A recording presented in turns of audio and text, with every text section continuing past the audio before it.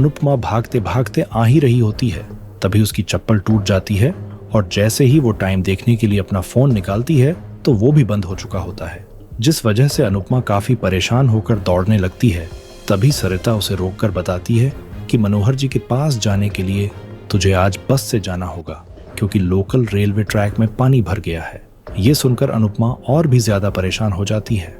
वहीं परी राही से कहती है, जब तक मनोहर जी की नई शिष्या आती है तब तक यहाँ घर बैठने से अच्छा है मुंबई को थोड़ा एक्सप्लोर कर लेते हैं। राही मनोहर जी से कहती है, गुरुजी, जब तक आपकी शिष्या आती हैं हम बाहर कुछ जरूरी काम निपटा कर आते हैं। मनोहर जी मुस्कुराकर सहमत हो जाते हैं और कहते हैं, ठीक है, जब तक वो नहीं आती मैं तुम्हें डांस नहीं सिखा पाऊंगा। परी और राही वहां से निकल जाती हैं। राही और परी मनोहर जी के घर से जैसे ही बाहर निकलती हैं, एक अनोखा संयोग होता है। ठीक उसी पल उनके पीछे से अनुपमा वहां पहुंचती है। मनोहर जी अनुपमा को राही का पर्स देते हैं और जल्दी से कहते हैं, बिटिया अपना पर्स भूल गई है, वो अभी यहाँ से निकली है, जल्दी से उसे पर्स वापस देकर आओ। अनुपमा पर्स देने दौड़ती है, पर किस्मत को कुछ और ही मंजूर होता है। राही टैक्सी में बैठकर तेजी से चली जाती है और अनुपमा उससे मिल नहीं पाती। राही परी से कहती है, अगर मनोहर जी की स्टूडेंट कंपटीशन में हिस्सा ले रही है तो हमें अब अपनी मेहनत दुगनी करनी पड़ेगी। परी भी उसकी बात से सहमत होती है।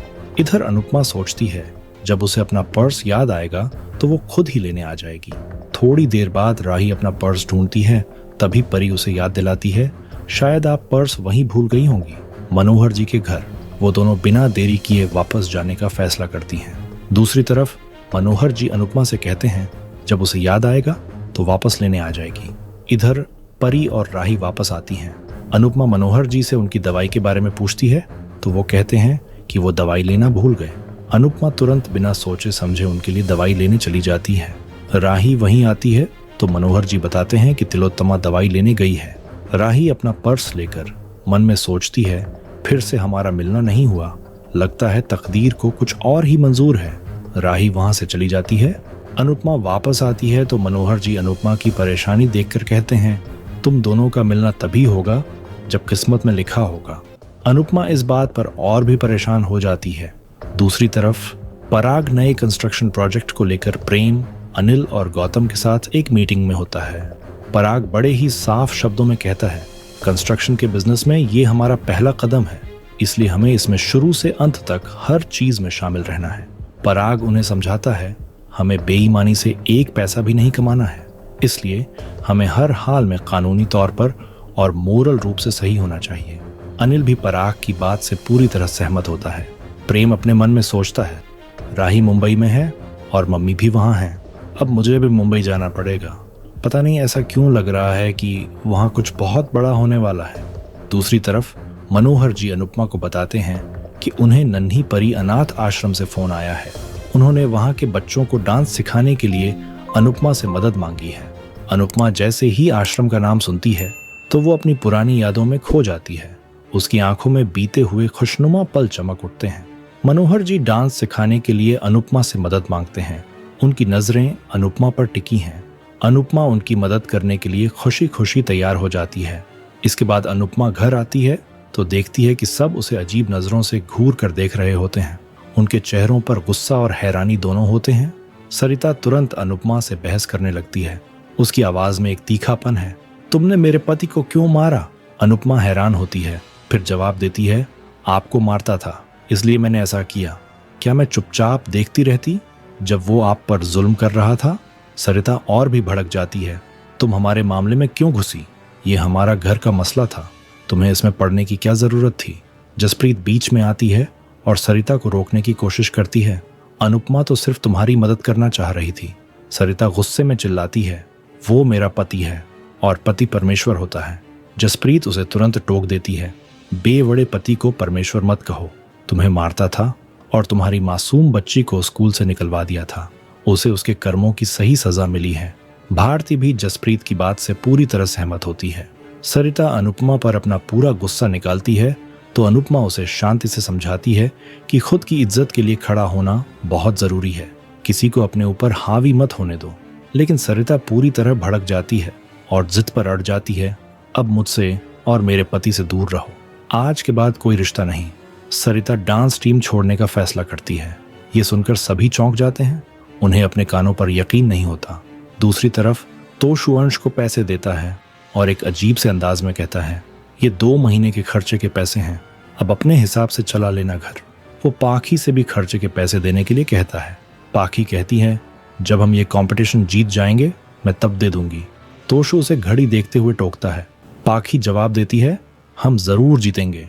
साथ ही कहती है, अगर हम हारेंगे तो सिर्फ परी की वजह से हारेंगे, क्योंकि उसे डांस करना नहीं आता, वो हमारी टीम का बोझ है। ये सुनकर तोशु पाखी पर गुस्सा करता है, तुम्हें शर्म नहीं आती ऐसी बात करते हुए, वो भी तुम्हारी टीम की मेंबर है। तोशु और पाखी के बीच एक तीखी बहस शुरू हो जाती है। लीला उन्हें बीच में ही चुप कराती है और उदास होकर कहती है, जब अनुपमा थी तब तुम्हें अच्छे से कंट्रोल करती थी, सब चुप रहते थे, घर में शांति रहती थी। तोशु ताना देता है, आजकल आपको मम्मी की बहुत याद आ रही है। लीला गहरी सोच में पड़ जाती है।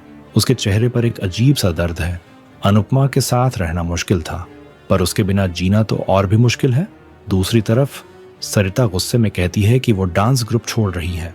सभी हैरान हो जाते हैं और उसे समझाने की बहुत कोशिश करते हैं कि अनुपमा ने ये तुम्हारे भले के लिए किया था और वो तुम्हारे सपने के लिए खड़ी है। सरिता साफ साफ और जिद से कहती है, सपनों से ज्यादा जरूरी मेरा पति है, इसलिए मैं डांस नहीं करूंगी। मेरा पति मेरा परम परमेश्वर है। भारती सरिता से हाथ जोड़कर कहती है, जल्दबाजी में कोई फैसला मत लीजिए, आपकी वजह से सबकी सारी मेहनत बर्बाद हो जाएगी। लेकिन सरिता उसकी बात भी नहीं सुनती। जसप्रीत सरिता पर गुस्सा करती है और कहती है, इस पागल के दिमाग में तुम्हारी बात नहीं घुसने वाली। इस पर सरिता और भी भड़क जाती है और जसप्रीत से तीखी बहस करने लग जाती है। मुझे पागल मत कहो, तुम कौन होती हो मुझे बोलने वाली। सरिता गुस्से में जाने लगती है, तभी अनुपमा उसे बीच रास्ते में रोकती है। अनुपमा उससे दिल से माफी मांगती है। उसकी आंखों में सच्चाई है। अनुपमा कहती है, मैं आपके पति से भी माफी मांग लूंगी, आप जो सजा दोगी वो मुझे मंजूर है, लेकिन प्लीज आप डांस ग्रुप छोड़कर मत जाइए। आप अपने बारे में सोचिए, क्या आप अपना सपना पूरा नहीं करना चाहती? मेरी वजह से आप खुद को सजा मत दीजिए। अनुपमा सरिता से हाथ जोड़कर रिक्वेस्ट करती है और उसे समझाने की बहुत कोशिश करती है। उसकी आवाज में दर्द होता है। सभी औरतें भी सरिता से रिक्वेस्ट करती हैं, पर सरिता गुस्से में मना कर देती है।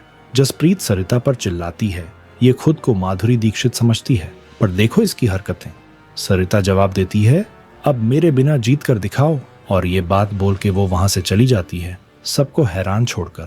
अनुपमा परेशान हो जाती है और खुद से कहती है, मुझे दूसरों के मामले में नहीं पड़ना चाहिए था, मैंने गलती कर दी। रीटा कहती है, अब हमें सोचना होगा कि टीम में सरिता की जगह किसको शामिल किया जाए। अनुपमा गहरी चिंता में डूब जाती है। उसके चेहरे पर कई सवाल है। तभी भारती एक अजीब सा सुझाव देती है, अनुपमा आप सरिता की जगह डांस कर सकती हैं। अनुपमा हैरान हो जाती है। उसके लिए ये एक बहुत बड़ा शौक है। सभी अनुपमा को डांस करने के लिए फोर्स करते हैं। जसप्रीत कहती है, अनुपमा अब आपको ही डांस करना होगा, और कोई रास्ता नहीं है, हमारी टीम की इज्जत का सवाल है। अनुपमा घबरा जाती है। उसका दिल तेज धड़कता है। तभी उसे मनोहर जी का कॉल आता है। दूसरी तरफ राही और परी नन्ही परी अनाथ आश्रम आती हैं। परी के पूछने पर राही कहती है, हम यहाँ से जा रहे थे तो मुझसे यहाँ रुके बिना नहीं रहा गया, बचपन की यादें खींच लाईं। दोनों अंदर आती हैं और राही को अपने बचपन की सारी यादें घेर लेती हैं। उसकी आंखों में पुराने दिन चमक उठते हैं।